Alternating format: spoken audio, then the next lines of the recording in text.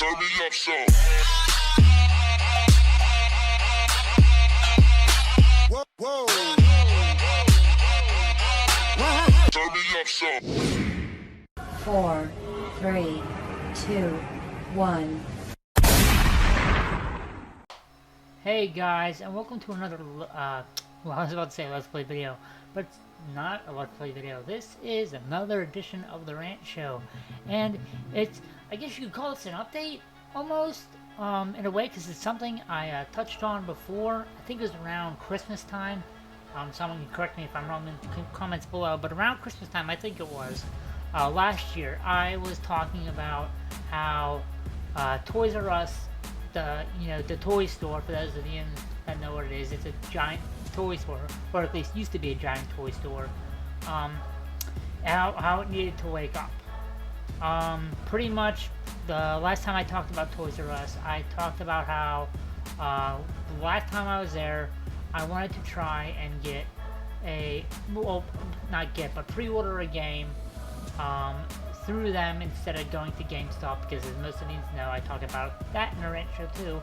As most of you know, I've had it up to here with GameStop. I'm done getting games from there.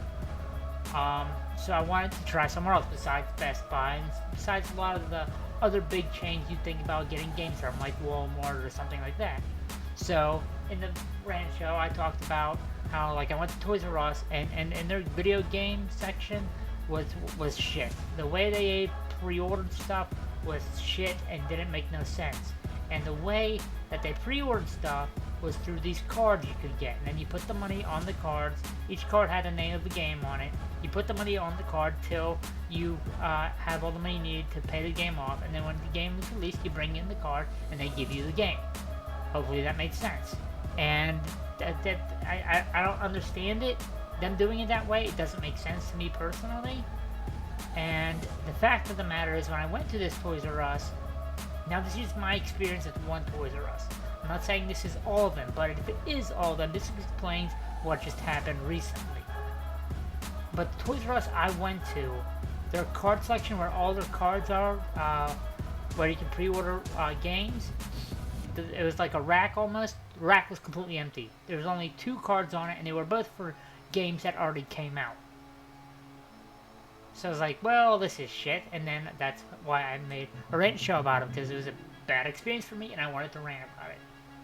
And like I said, if that's just one Toys R Us, but if not all, not even all, but if a lot of Toys R Us's are like that, then it kind of explains what happened recently with Toys R Us. Because you need to make your store appealing. You need to make it a pleasing to the eye, and stuff has to be easy access and make sense for customers when they come in. Makes sense, right? The way they did pre-orders did not make sense to me. The fact that their card rack, where you pre-order games through, was completely empty was just stupid. And if this is how most Toys R Us's are now, this explained what happened recently. What happened recently was Toys R Us filed for bankruptcy. And in an interview, the CEOs of Toys R Us explained the reason why they think they were not getting enough money from their stores and not making the money that they should was because a lot of people, and this is partially true, a lot of people now are just, they don't want to go out, they don't want to have the hassle of parking, they don't want to have the hassle of going into the store and waiting in lines.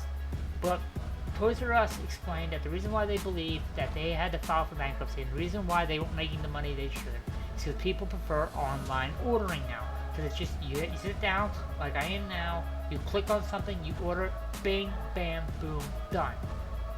So people, nowadays prefer to order stuff online than to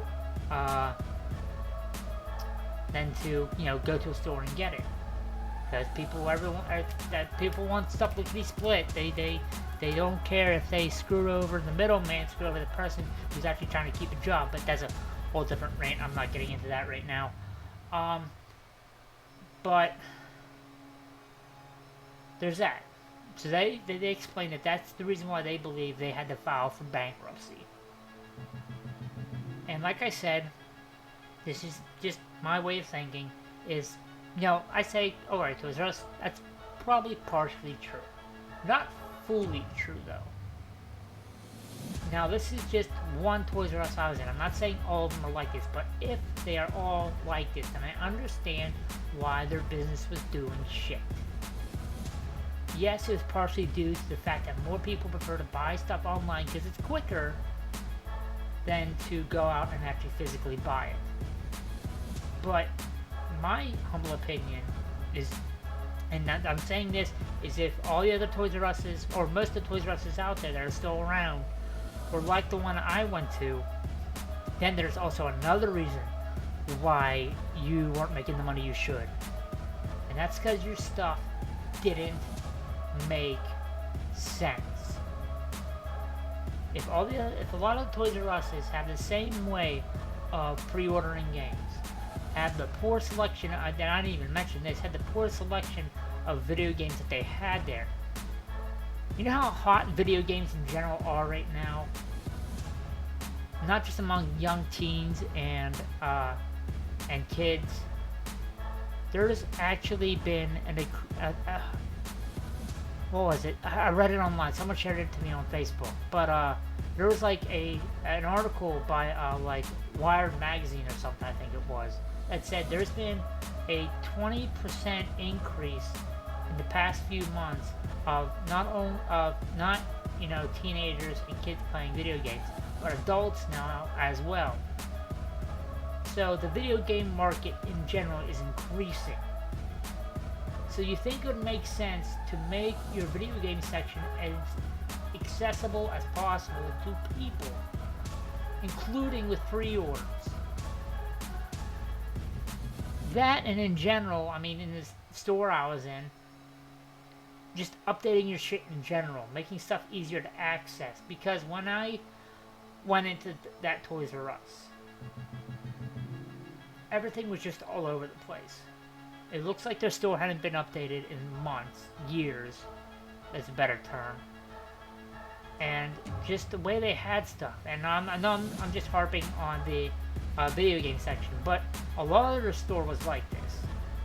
And I'm saying that if a lot of the other Toys R Us's out there are like the one I was at, then I'd like to believe that there is another reason just besides, you know, people preferring online ordering as to why Toys R Us had to file for bankruptcy. Because there are still people out there that like to get out and do stuff, especially during the Christmas time. Like that I actually like the feeling of actually going out to a store and seeing the lights, seeing everything else while they shop. Some people like the crowd. Some people like the rush of trying to grab something before it's sold out. So there are still people out there that prefer to shop, like physically, you know, out there, instead of just shopping online. But you can even buy groceries online now, which I'm not getting into that. That's for another rant show. But I don't know. I honestly think that if the experience I had with the Toys R Us is like how a lot of the other Toys R Us's are, then there might be more than just one reason why they had to file for bankruptcy, and it's not just, you know, people preferring online ordering now. Like I said, the main thing I was harping on was the fact that their video game selection, their way you pre-order video games, and their pretty much video game section inside in the store in general was crap. But it honestly, like, their store in general looked like it hadn't been updated in a while. And I compared it to another experience I had a while back too. Back where I used to live before here, my sister-in-law used to work at a Kmart. Now, as for all you know, Kmart went on they filed for bankruptcy. They were taking a nosedive.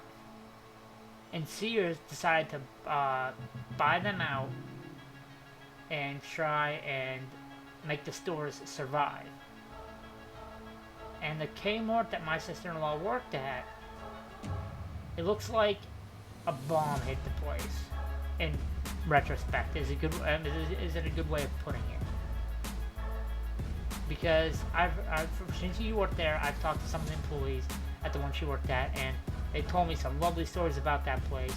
They showed me the return policy there that does not make any sense. You could literally have a shit-stained pants or worn-out boots that you wore for like a year, and they're completely worn out. The soles are almost gone. As long as it's those shoes that they bought from Kmart, receipt or not, you can turn it in and get your money back. I shit you not. And you wonder why they are losing so much money. And not only that, but the Kmart I was at, now this is just one Kmart, but this is the same premise with Kmart's too. That if all your stores are like this, or most of your stores are like this, and there's a reason why these are still doing crap after even after Sears bought you guys out.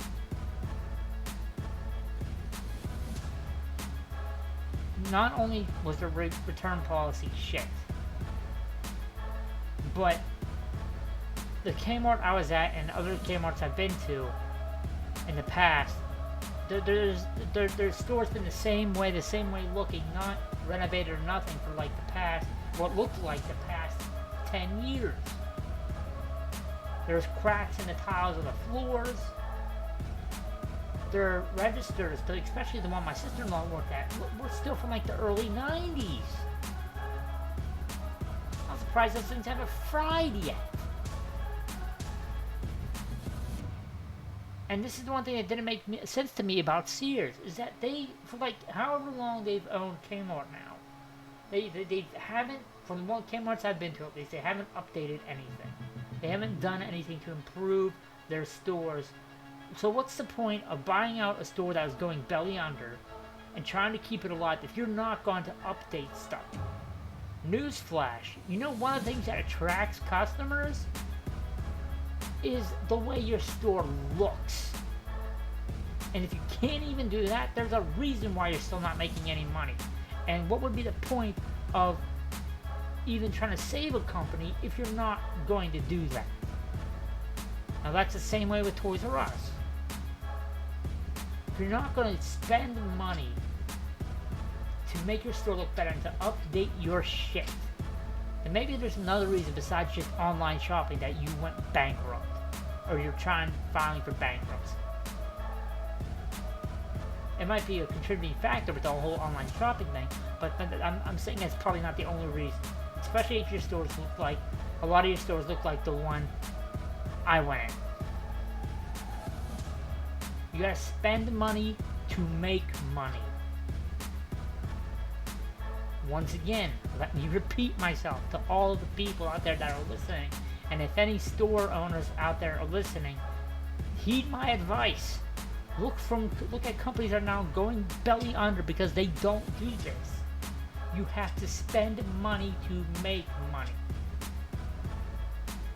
You have to put money into your stores to get money back, to attract the customer. Because if your return policies, the way you organize stuff in your store, the way your store looks in general, is not appealing, no one's gonna shop there. Okay? And this is why I think it's one of the contributing factors, at the very least, why Toys R Us finally filed for bankruptcy. Because for the simple fact that if most of their stores looked like the one I went to, where it looked like nothing has been updated in years, sections of your stores, like the video game section, is poorly organized, and the way you have things in there are poorly done, then maybe that's another contributing factor why you had to file for bankruptcy. Because no one is going to go into a store and buy shit if your store looks like shit. Just, food for thought. Well, guys, that's actually all I wanted to rant about. Because as soon as I heard on the radio that Toys R Us filed for bankruptcy, I was like, oh, I know, I know, I have to talk about this again. Because I'm probably right on what I said before. Not like I'm saying, I'm not accusing all the Toys R Us stores of being like this. But I'm saying that if all of them are. Or most. And maybe, just maybe, there's more than one reason, you know, online shopping, that your stores aren't making the money that they are. Okay? But guys, that is it. Right before I do get off, I did this earlier, or streaming earlier today, you know, before I recorded this, and I said it on there, and I'll say it on here.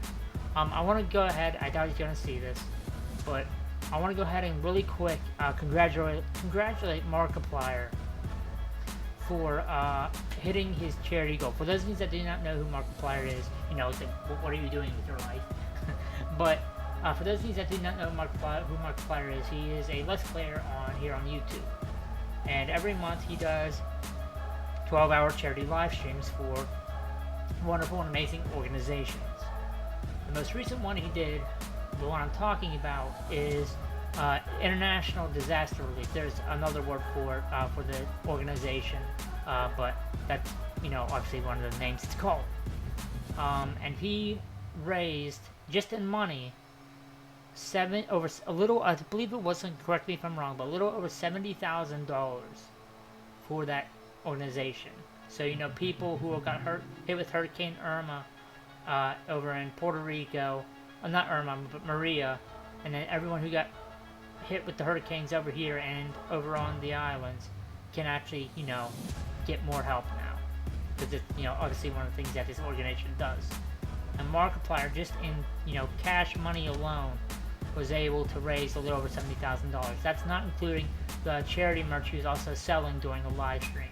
With that, just a rough guess here, he probably raised over $100,000, which is just phenomenal. And like I said on the charity, like I said on the live stream I was doing earlier today, Mark, shit like that you do, and just the videos you and other YouTubers make in general, help more than you ever know.